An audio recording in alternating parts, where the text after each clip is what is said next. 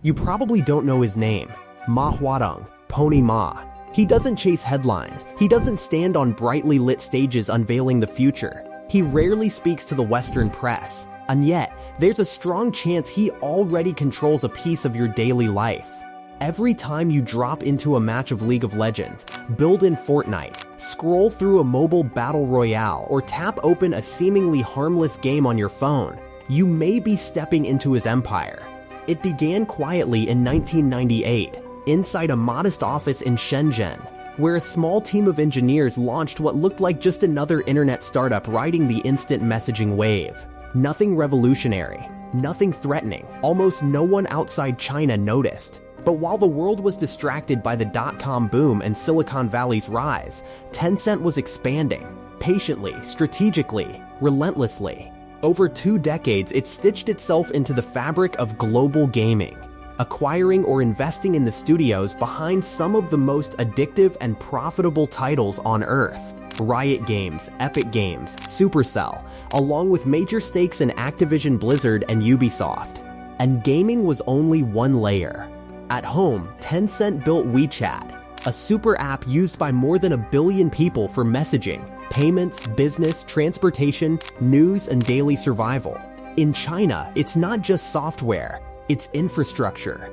Within that ecosystem flows an immense river of behavioral data.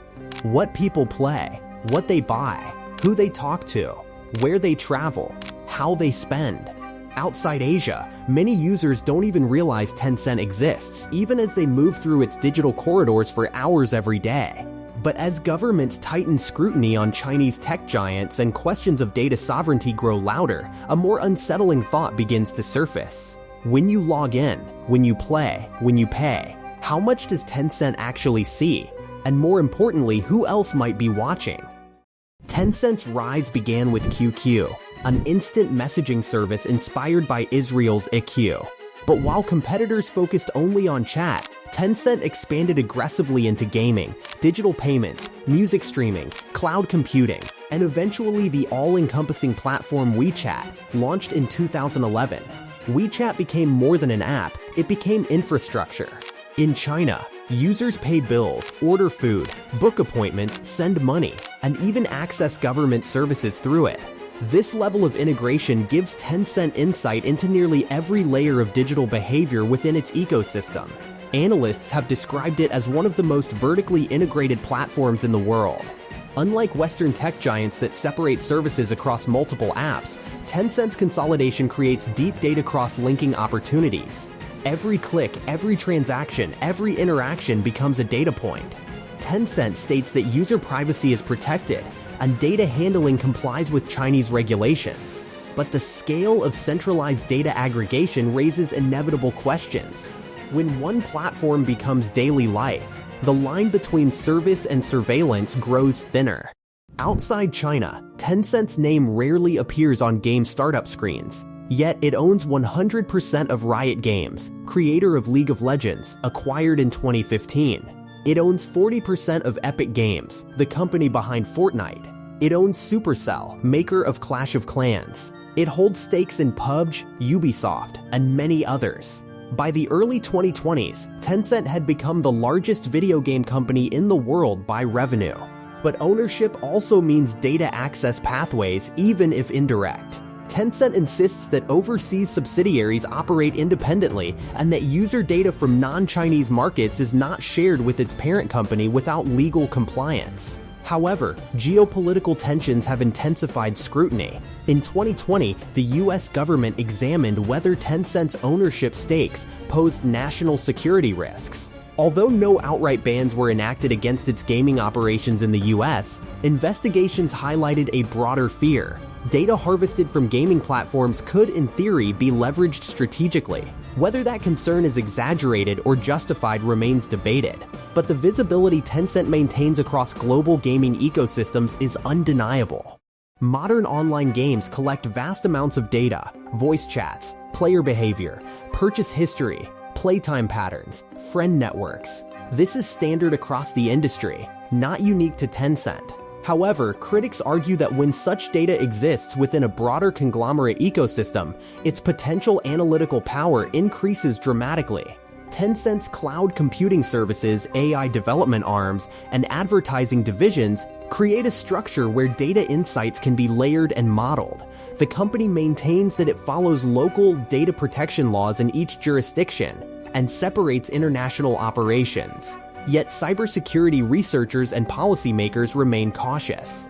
In 2022 and 2023, Western regulators increased pressure on Chinese tech firms operating abroad, citing concerns over China's national intelligence law, which could theoretically compel companies to cooperate with state intelligence services.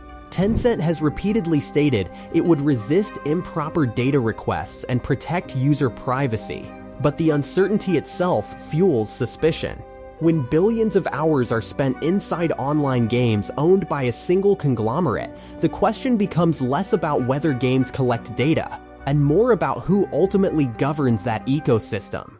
Tencent operates under Chinese regulatory oversight, which includes strict content moderation laws. In domestic markets, gaming content is carefully reviewed to comply with government standards. Playtime restrictions for minors were tightened in 2021, limiting under 18 users to just a few hours per week on certain titles. Tencent publicly supported these measures, aligning itself with national policy.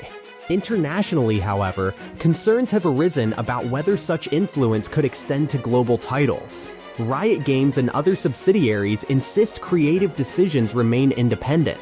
So far, there has been no confirmed evidence of direct censorship imposed on Western releases due to Tencent ownership.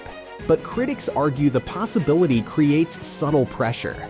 When a company must maintain regulatory harmony in its home country while operating globally, self-censorship risks can emerge quietly. The debate is complex. Tencent positions itself as a passive investor in many foreign holdings, yet its majority ownership in others blurs the line between investment and control. In industries built on creativity and expression, ownership structures matter. As US-China tensions escalated over technology dominance, Tencent found itself increasingly scrutinized. In 2020, executive orders briefly targeted Chinese apps over data security concerns. While TikTok drew more attention, Tencent's WeChat faced potential restrictions in the United States before legal challenges delayed enforcement. Meanwhile, China's own regulatory crackdown on tech giants in 2021 impacted Tencent directly. The government paused new game approvals for months and imposed tighter restrictions on gaming monetization models. Tencent's market value dropped significantly during this period. The company was squeezed from both sides: international suspicion abroad and regulatory tightening at home.